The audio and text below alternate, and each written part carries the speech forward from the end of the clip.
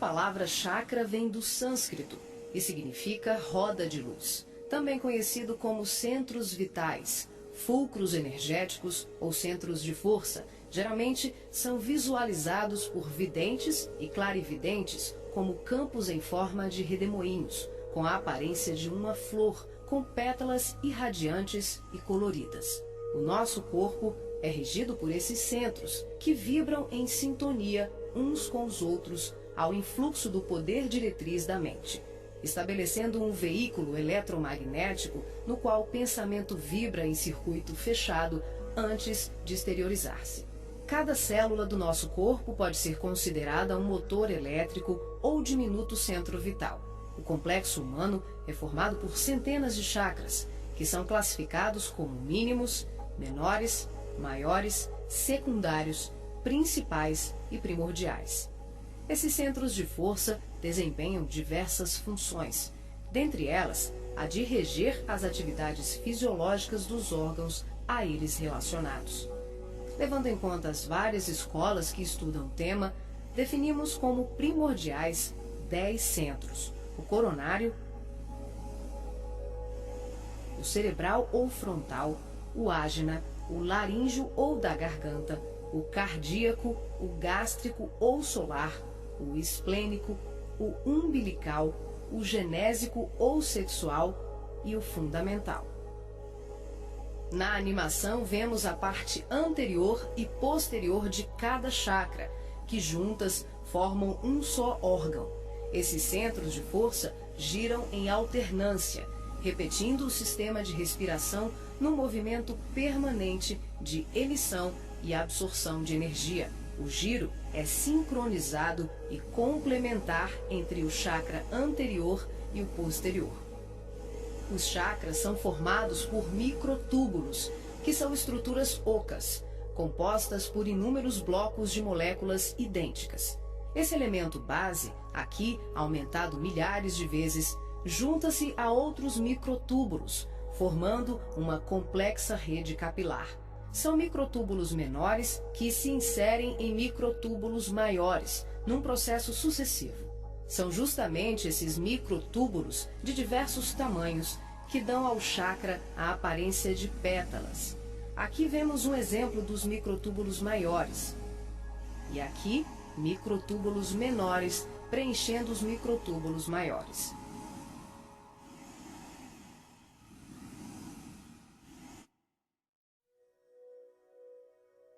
Assim como os chakras, a aura também é formada por microtúbulos, que podem ser vistos com maior precisão no duplo etérico. Os microtúbulos se afunilam, ficam cada vez menores e penetram os poros das membranas celulares. Como os citoplasmas das células é constituído em grande parte por água, que é uma das substâncias mais suscetíveis à magnetização, podemos concluir que o nosso bem-estar ou os nossos males físicos são frutos da nossa forma de ser e pensar. É assim que as vibrações positivas ou negativas geram saúde ou doença em nossas vidas. Tudo é resultado da direção e da qualidade que damos às nossas correntes mentais.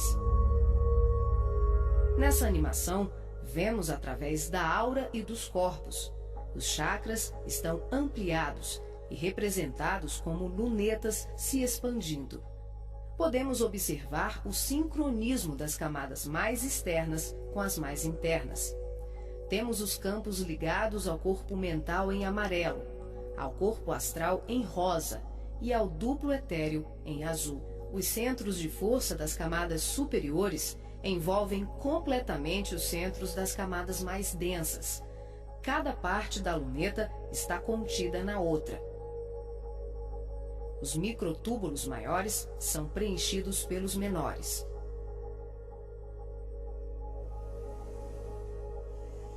Responsável também por funções psíquicas, os chakras estão relacionados com algumas capacidades de percepção.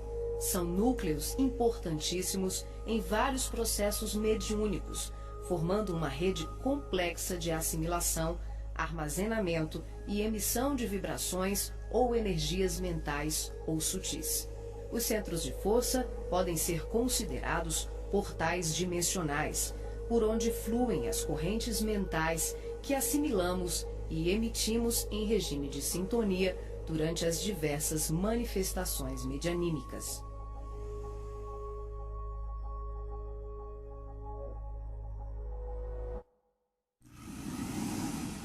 Vemos agora os chakras relacionados aos seus respectivos órgãos. Começamos pelos superiores, representados pelo coronário, frontal e ágina, anterior e posterior. Podemos observar o giro em movimentos de alternância, num ciclo permanente de emissão e absorção de energia. Vemos também a sincronia entre os anteriores e os posteriores. O coronário é o centro da sabedoria. Tem responsabilidade direta sobre as funções psicológicas, cerebrais e espirituais. Alimenta as células do pensamento e é o provedor de todos os recursos eletromagnéticos indispensáveis à estabilidade orgânica. É o centro de mais alta frequência. Na animação, o chakra Ajna, responsável pelas percepções visuais, vidência e clarevidência, aparece na sua parte posterior da mesma maneira que o frontal. Na verdade, eles se juntam, formando um só chakra, localizado na parte posterior da nossa cabeça. É aqui que o cordão de prata é inserido. O frontal é o centro da mente. Responde pelas funções da visão, da audição, do olfato e ainda administra o sistema nervoso central. É responsável também por uma vasta rede de processos da inteligência, que dizem respeito à palavra, à cultura, à arte e ao saber. O chakra laríngeo é o centro da expressão, regula a fonia, o sistema respiratório, o processo digestivo inicial, a pressão arterial e corresponde-se com as glândulas tireoide e paratireoide. O que na imagem se assemelha a uma pétala são os microtúbulos dos mais variados tamanhos. Eles giram em um processo sincrônico, sempre de forma complementar. O cardíaco é o centro do sentimento. Vemos a sua feição posterior e anterior. Ele sustenta os serviços da emoção e do equilíbrio geral. É o responsável pelas energias de todo o aparelho circulatório e se relaciona com o sistema nervoso parasimpático. O centro gástrico também é conhecido como solar ou centro de cura. Um chakra de baixa frequência, o gástrico é uma das mais ativas usinas de fluidos vitais para exteriorização. É responsável pelos processos digestivos e grande parte do metabolismo, atuando vigorosamente sobre o estômago e órgãos envolvidos na digestão. Dentro desses microtúbulos ocos, temos outros microtúbulos ocos. O chakra esplênico é um dos mais importantes. O centro do equilíbrio é também uma grande usina de fluidos. Ele regula a distribuição e a circulação adequada dos recursos vitais em nosso corpo. A feição de pétalas que vemos nessa animação é por conta dos microtúbulos maiores. O umbilical completa as funções do gástrico e do esplênico. Na sua parte posterior, ele é menor. Nós ampliamos para demonstrar de forma clara como esses chakras se interagem. O genésico, conhecido também como chakra sexual, é o centro das formas e elevação. Exerce grande importância nos processos genésicos. Elabora densos campos fluídicos que, quando bem canalizados, podem propiciar vigorosos potenciais energéticos no campo do amor e da criatividade. O chakra fundamental trabalha como se fosse o posterior do coronário. Ele está na base inferior da coluna vertebral, na região do períneo, entre o ânus e os órgãos genitais. Forma, junto com o genésico e o básico, uma tríade, tão importante como o coronário, o frontal e o ágina. Integrado ao genésico, Esse centro trabalha principalmente na captação de energias vindas da Terra, oriundas dos raios gama, da água e dos metais.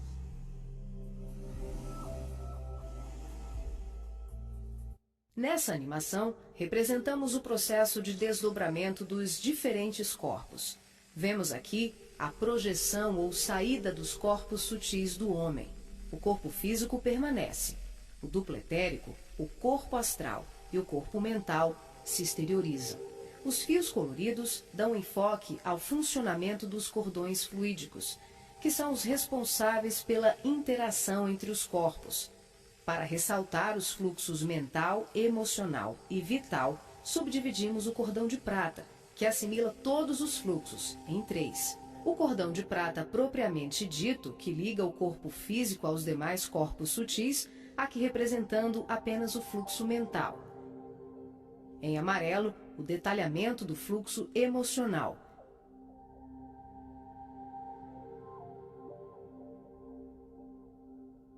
E na cor rosa, o fluxo vital. Esses cordões são semelhantes ao cordão umbilical, porém, a densidade deles é muito mais sutil. São, por assim dizer, vaporosos, uma espécie de laços aeriforme, luminescentes, e varia de acordo com a dimensão da região espiritual onde o ser se encontra. Quando ocorre esse tipo de desdobramento em que o duplo etérico, o corpo astral e o corpo mental se deslocam juntos, o médium não consegue alcançar grandes distâncias, devido à densidade do corpo etérico, que, em síntese, são emanações neuropsíquicas do corpo físico. Dessa forma, o espírito fica nas imediações do organismo carnal, e sua saída ou projeção é geralmente por tempo limitado. Esse fenômeno é muito comum no sono e também em desdobramentos parciais durante os trabalhos mediúnicos.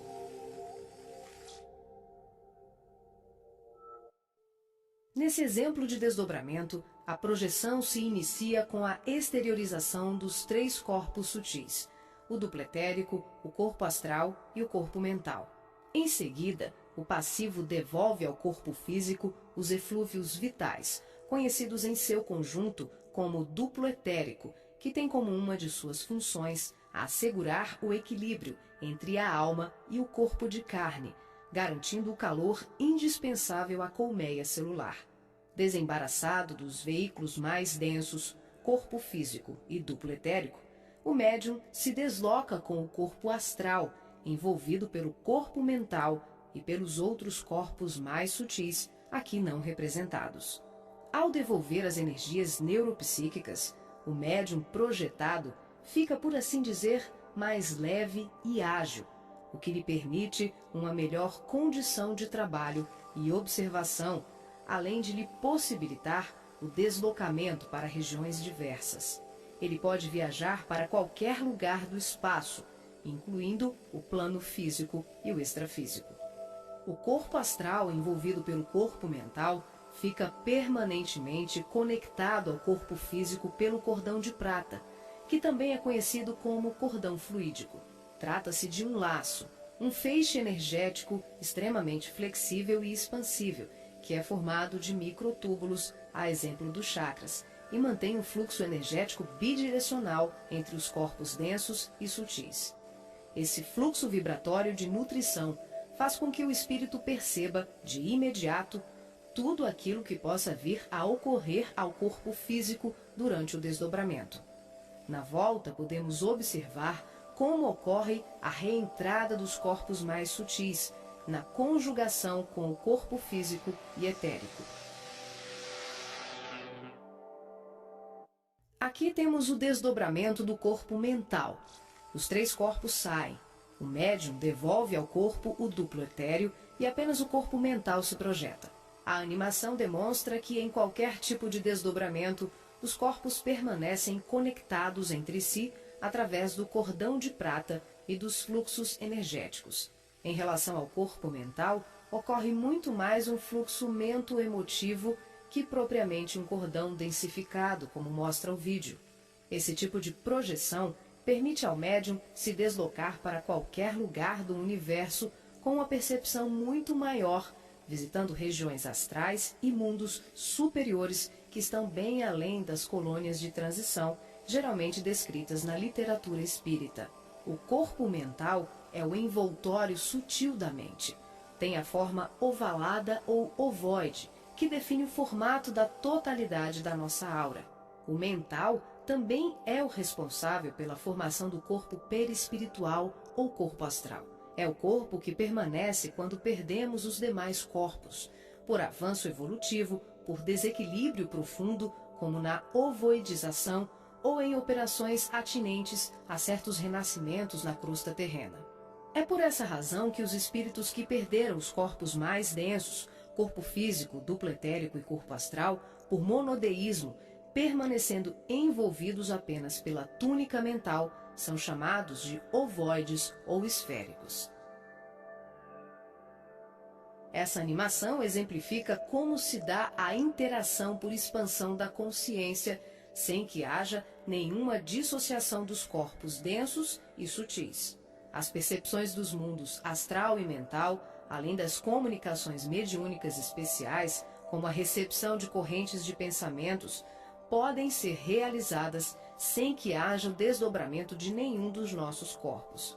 Esse fenômeno se manifesta pela expansão simples e ampla da consciência. É um processo interior de qualificação e sutilização do medianeiro, um acesse. O ser vê, ouve, percebe e interage com outros seres e diversos mundos, sem que ocorra uma saída, uma viagem, um deslocamento. O espírito pode estar em vários locais ao mesmo tempo e perceber, tomar conhecimento de tudo o que o cerca e tudo o que o envolve a grandes distâncias. É o todo em cada parte, é cada ponto contendo o todo.